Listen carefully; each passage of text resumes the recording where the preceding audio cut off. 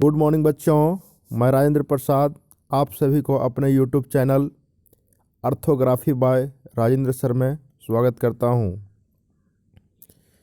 जो भी व्यक्ति इस यूट्यूब चैनल पर नए हैं वो इस यूट्यूब चैनल को सब्सक्राइब और बेल की आइकन की घंटी दबा दें और अपने साथियों के साथ भी शेयर करें, क्योंकि मेरे द्वारा बनाए गए वीडियो आप तक सबसे पहले पहुंच सके।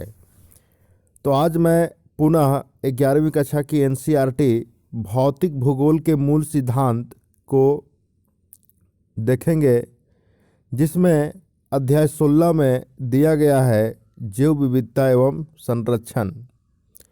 तो समय को ना गंवाते हुए मैं वीडियो को शुरू करता हूं।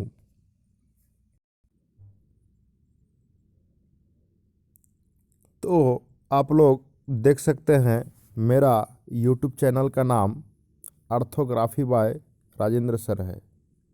ये मेरा यूट्यूब चैनल का नाम है। इसे आप यूट्यूब पर सर्च करेंगे तो अवश्य मिल जाएगा।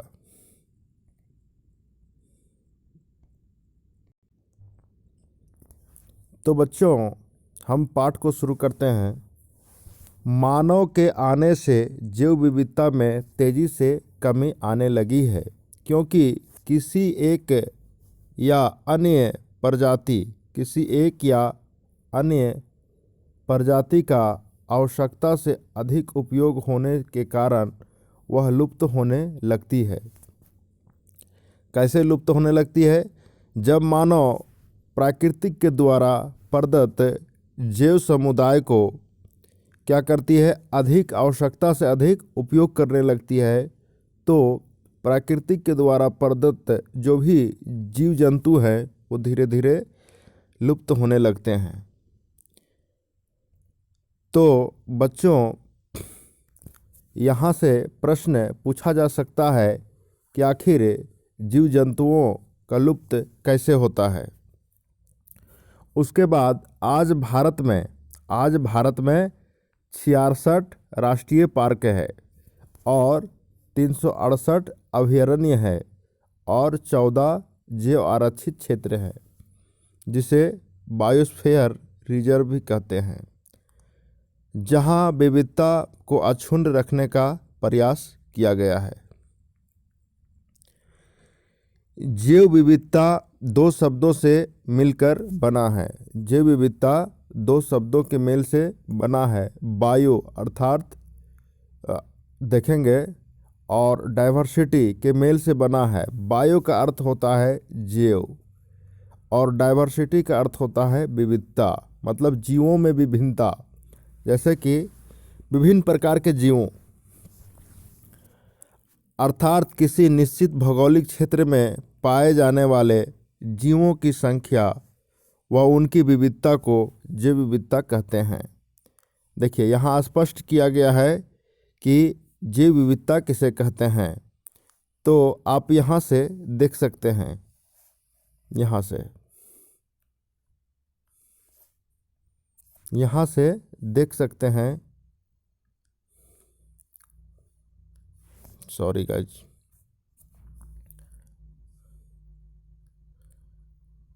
किसी निश्चित भौगोलिक क्षेत्र में पाए जाने वाले जीवों की संख्या व उनकी विविधताओं को जैव विविधता कहते हैं। जैव विविधता कहते हैं। जैव विविधता उष्णकटिबंधीय प्रदेशों में अधिक होता है। कहाँ अधिक होता है? उष्णकटिबंधीय एरिया में। तो उष्णकटिबंध एरिया हम लोग ग्लोब पर देख चुके हैं।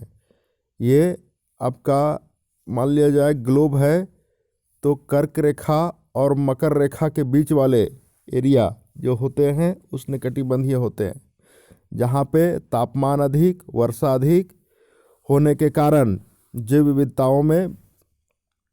विविधता अधिक पाई जाती है, जीवों में विभिन्नता अधिक पाई जाती है। जैसे जैसे हम ध्रुवीय प्रदेश की ओर बढ़ते हैं, कहाँ? जैसे जैसे हम ध्रुवीय प्रदेश की ओर बढ़ते हैं, उत्तर पोल और दक्षिण पोल की ओर बढ़ते हैं तो प्रजातियों की विविधता कम होती जाती है, क्योंकि यहाँ तापमान और वर्षा ये आपका विषुवत रेखा के या उष्णकटिबंधीय के अपेक्षा में कुछ अलग पाया जाता है। प्रजातियों की विविधता कम होती जाती है, किंतु जीवधारियों की संख्या अधिक है।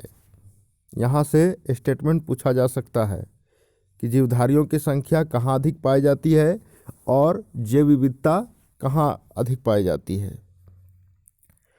जैव विविधता को निम्नलिखित 3 स्तरों में बांटा जा सकता है। कितने स्तर में? 3 स्तर में बांटा जा सकता है। आनुवांशिक जैव विविधता, एक है जेनेटिक बायोडाइवर्सिटी, आनुवांशिक जैव विविधता। आनुवांशिक जैव विविधता में किसी प्रजाति के जीवों का वर्णन किया जाता है जिनका निर्माण जीन का एक मूलभूत इकाई से होता है। किसी प्रजाति में जीवों की विविधता ही आनुवांशिक जैव विविधता कहलाती है। अब यहाँ पे इसको जो है वर्गीकरण किसके आधार पर? जीन के आधार पर किया गया है। और दूसरा है प्रजातीय विविधता। प्रजातीय विविधता किसी निर्धारित क्षेत्र में प्रजातियों में अनेक रूपता बताती है और प्रजातियों की संख्या से संबंधित है। जिन क्षेत्रों में प्रजातीय विविधता अधिक होती है उन्हें विविधता के हॉट स्पॉट कहते हैं। हॉट स्पॉट, यदि भारत के संदर्भ में देखा जाए तो केरल, असम, ये सब क्या है? हॉट स्पॉट क्षेत्र है, क्योंकि वहाँ पे वर्षा अधिक होती है, जिसके कारण वहाँ पर जीवों में अधिक विभिन्नता पाई जाती है। पारितंत्र विविधता, तीसरा है पारितंत्र विविधता, इकोसिस्टम डाइवर्सिटी। पारितंत्र विविधता पारितंत्र की संख्या तथा उनके वितरण से संबंधित है। किनसे संबंधित है? वितरण से संबंधित है। पारितंत्रीय प्रक्रियाएं, आवास, स्थान की विभिन्नताएं ही पारितंत्रीय विविधता कहलाती है। आवास और स्थान, मान लिया जाए इसमें आवास किसी का अलग क्षेत्र में हो, निवास किसी का अलग क्षेत्र में हो और उसका रहन सहन भी अलग अलग क्षेत्रों में होता रहे। जैव विविधता का आर्थिक महत्व अब हम लोग देखेंगे। सभी मनुष्यों के लिए दैनिक जीवन में जैव विविधता का महत्वपूर्ण संसाधन है। जैव विविधता को संसाधनों के रूप में, उन भंडारों के रूप में समझा जा सकता है जिनकी उपयोगिता भोज्य पदार्थ, औषधियों और सौंदर्य प्रसाधन आदि में बनाए जाते हैं। जैव संसाधन की उनकी परिकल्पना जैव विविधता के विनाश के लिए भी उत्तरदायी है। साथ ही यह संसाधनों के विभाजन और बंटवारे को लेकर उत्पन्न नए विवादों का भी जनक है। खाद्य, फसलें, पशु, वन संसाधन, मत्स्य और दवा संसाधन आदि कुछ प्रमुख आर्थिक महत्व के उत्पाद हैं जो मानव को जैव विविधता के फलस्वरूप उपलब्ध होते हैं। अब हम लोग देखेंगे जैव विविधता के पारिस्थितिकीय महत्व। जीव व प्रजातियों द्वारा ऊर्जा ग्रहण कर उनका संग्रहण करती है। हम लोग इकोसिस्टम में पढ़ चुके हैं कि सूर्य का ऊर्जा एक दूसरे के साथ कैसे ट्रांसफ़र होता है। तो ऊर्जा को ग्रहण करती है, कार्बनिक पदार्थ उत्पन्न एवं विघटित करती है और परितंत्र में जल व पोषक तत्वों को चक्र बनाए रखने में सहायक होती है। ये वायुमंडलीय गैसों को स्थिर करती है, वायुमंडलीय गैसों को स्थिर या संतुलन करती है, जलवायु को नियंत्रण करने में सहायक होती है। ये पारितंत्र क्रियाएं मानव जीवन के लिए महत्वपूर्ण क्रियाएं हैं। पारितंत्र में जितने अधिक विविधता होगी, प्रजातियों के प्रतिकूल स्थितियां में भी रहने की संभावना उतनी ही अधिक होगी। जिस पारितंत्र में जितनी अधिक प्रजातियां होगी, वह पारितंत्र उतना ही अस्थायी होगा। जैव विविधता का वैज्ञानिक महत्व। वैज्ञानिकों के अध्ययनों से वर्तमान में मिलने वाली जैव प्रजाति से हम यह जान सकते हैं कि जीवन का आरंभ कैसे हुआ। इससे अनुमान लगाया जाता है कि जीवन का आरंभ कैसे हुआ और भविष्य में यह कैसे विकसित होगा।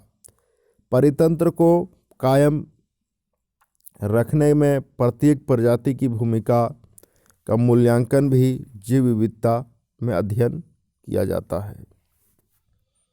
अब हम देखेंगे जैव विविधता के सम्मेलन में लिए गए संकल्पनों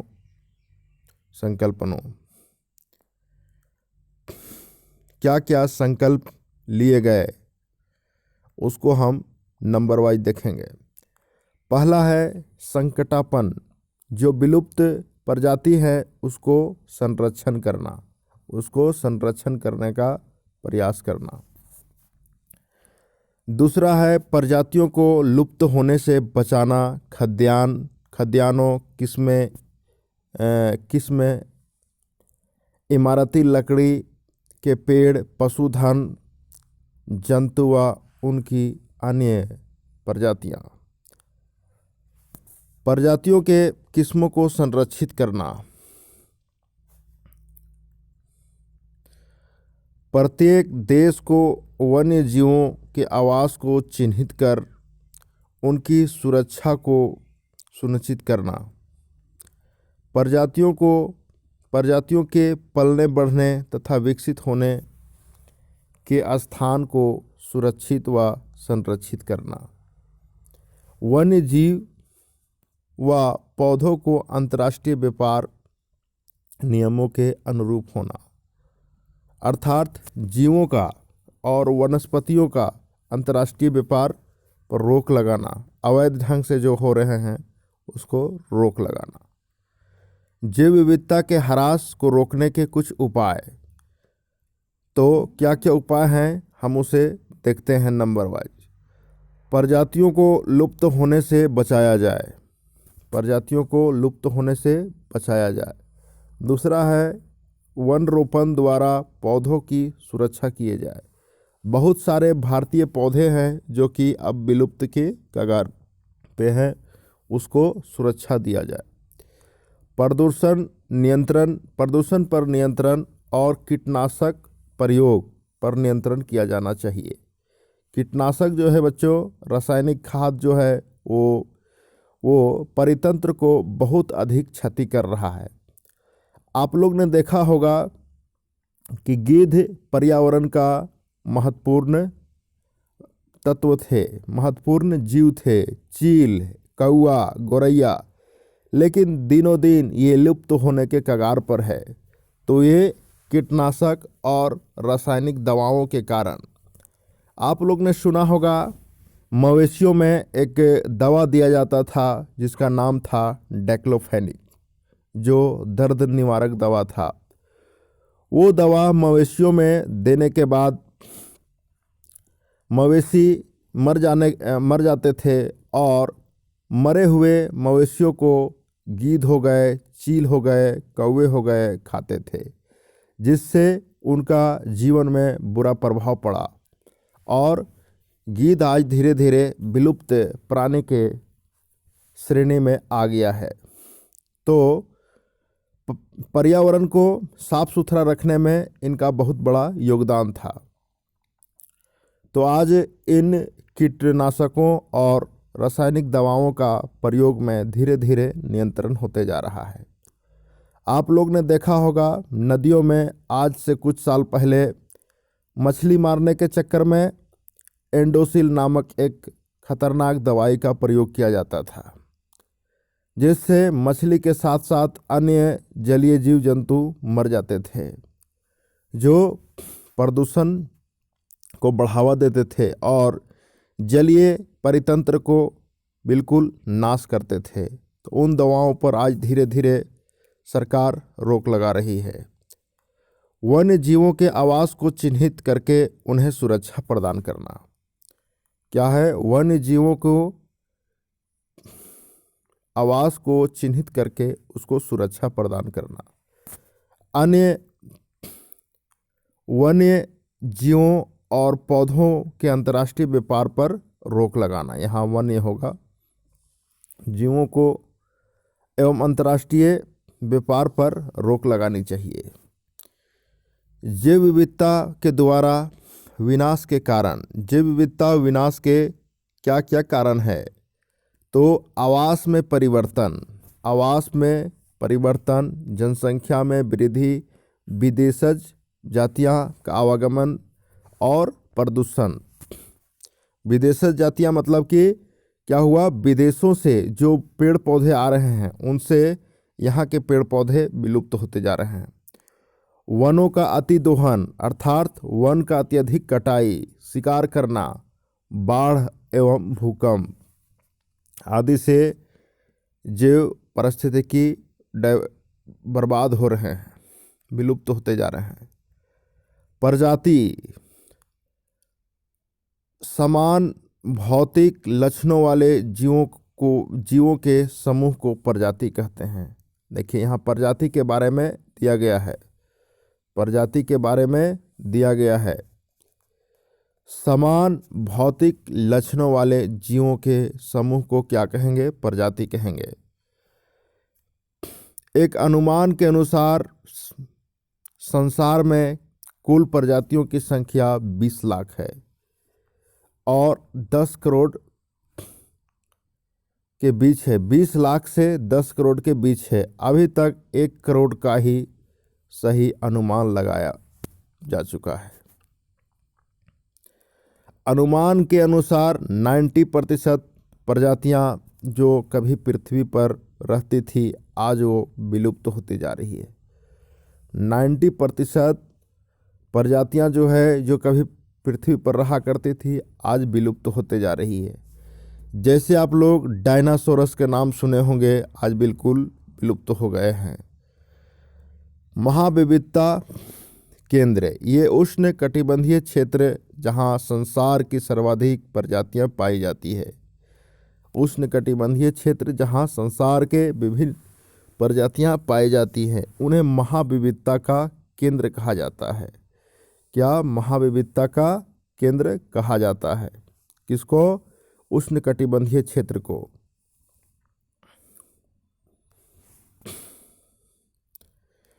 इन देशों की संख्या 12 है।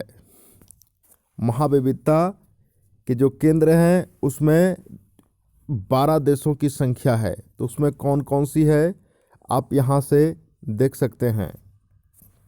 आप यहाँ से देख सकते हैं कौन कौन सी देश हैं। तो पहला है Mexico, Colombia,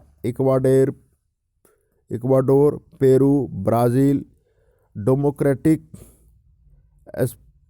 Republic of Congo, Madagascar, चीन, भारत, मलेशिया, इंडोनेशिया और ऑस्ट्रेलिया।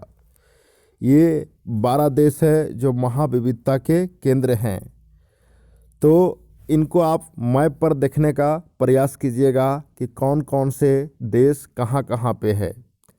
तो मेडागास्कर आप लोगों को मानचित्र पर दिखाए थे। अफ्रीका के पूर्वी भाग में एक द्वीपीय देश है, एक छोटा सा द्वीप है। इन देशों में समृद्ध महाविविधता के केंद्र स्थित है। अब हम देखेंगे IUCN का पूरा नाम क्या होता है या फुल फॉर्म क्या होता है। तो international Union for the Protection of nature. इसका फुल फॉर्म पूछा जा सकता है कि IUCN का पूरा नाम क्या है, जिसमें 3 नाम गलत दिए जाएंगे फुल फॉर्म और एक ये रहेगा, तो इसे आप चुनिएगा। International Union for the Protection of Nature. इसकी स्थापना कब हुआ? 5 अक्टूबर 1948। और फ्रांस में इसका नाम, कहाँ? फ्रांस में 1956 ईस्वी में इसका नाम IUCN कर दिया गया। इसे हिंदी में अंतर्राष्ट्रीय प्रकृति संरक्षण संघ कहा जाता है। IUCN द्वारा प्रजातियों का वर्गीकरण।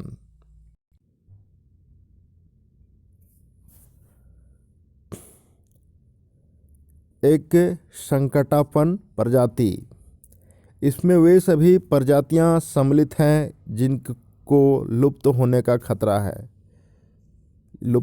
खतरा है। International Union for the conservation of nature and natural resources विश्व के सभी संकटापन्न प्रजातियों के बारे में रेड लिस्ट जारी करता है। कौन रेड लिस्ट जारी करता है बच्चों? तो IUCN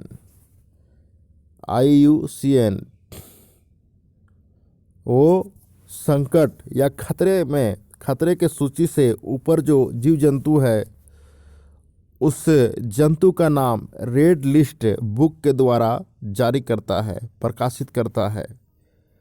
सुवेद प्रजातियां, इसमें वे प्रजातियां सम्मिलित होते हैं जिन्हें यदि संरक्षित नहीं किया जाए या उनके विलुप्त होने में सहयोगी कारक यदि जारी रहे तो निकट भविष्य में उनके विलुप्त होने का खतरा है।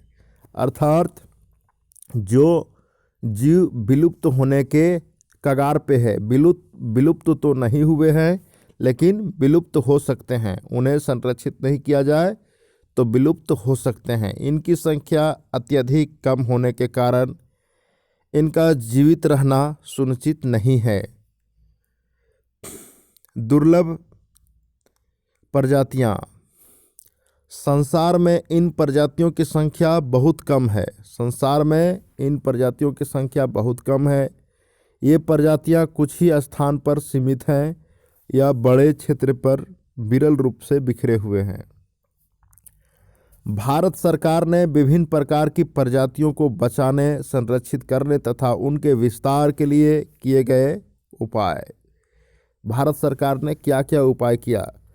भारत सरकार ने प्राकृतिक सीमाओं के भीतर विभिन्न प्रकार की प्रजातियों को बचाने और संरक्षित करने और उनके विस्तार के निम्नलिखित उपाय किए गए हैं। तो वन्य जीव सुरक्षा अधिनियम, यहाँ से भी प्रश्न पूछे जा सकते हैं कि वन्य जीव सुरक्षा अधिनियम कब आया? तो 1972 में, जिसके अंतर्गत नेशनल पार्क, पशु विहार स्थापित किए गए हैं। जीवमंडल आरक्षित क्षेत्रों की घोषणा की गई जहां वन्य जीव अपने प्राकृतिक आवास में निर्भर होकर रह सकते हैं तथा प्रजाति का विकास कर सकते हैं। हॉट स्पॉट, जिन क्षेत्रों में प्रजातियां विविधता अधिक होती है उन्हें हॉट स्पॉट कहा जाता है। इसे हम पहले भी देख चुके हैं। विभिन्न महाद्वीपों में स्थित पारिस्थितिकी hot spot, ecological hot spot in the world. अब हम देखेंगे वर्ल्ड में कहाँ कहाँ हॉट स्पॉट के क्षेत्र पाए जाते हैं। तो पहला है दक्षिण एवं सेंट्रल अमेरिका। यहाँ देख सकते हैं सेंट्रल अमेरिका के उच्च भूमि और निम्न भूमि, पश्चिमी इक्वाडोर और कोलंबिया, काको, उष्णकटिबंधीय एंडीज, अटलांटिक वन ब्राज़ील और अफ्रीका में है पूर्वी मेडागास्कर, जिसके बारे में पहले हम लोग चर्चा कर चुके हैं। पूर्वी चाप पर्वत प्लस तांजानिया और ऊपरी गिनी के वन। गिनी के तट सुने होंगे, वहीं एक वन है। अब एशिया में है, एशिया में पश्चिम घाट जो भारत में पड़ता है, पूर्वी हिमालय जहाँ असम वगैरह है भारत।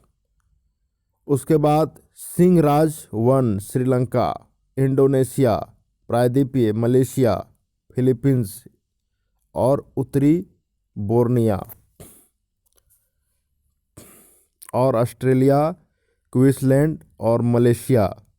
न्यू, इसको थोड़ा सुधार कर लीजिएगा, वर्ड में मिस्टेक हुआ है। New Caledonia.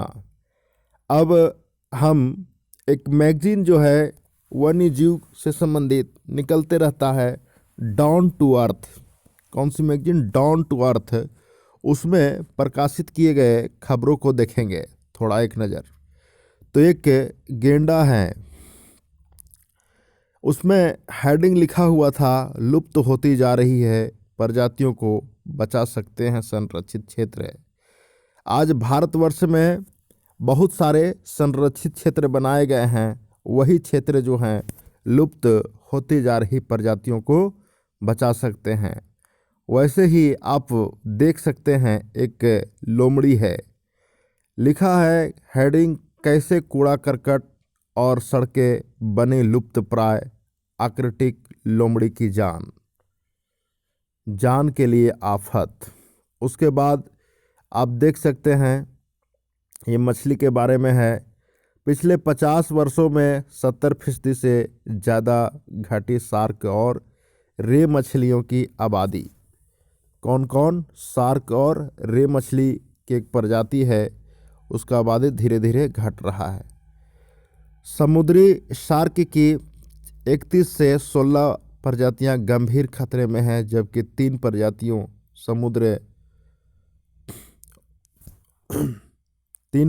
समुद्री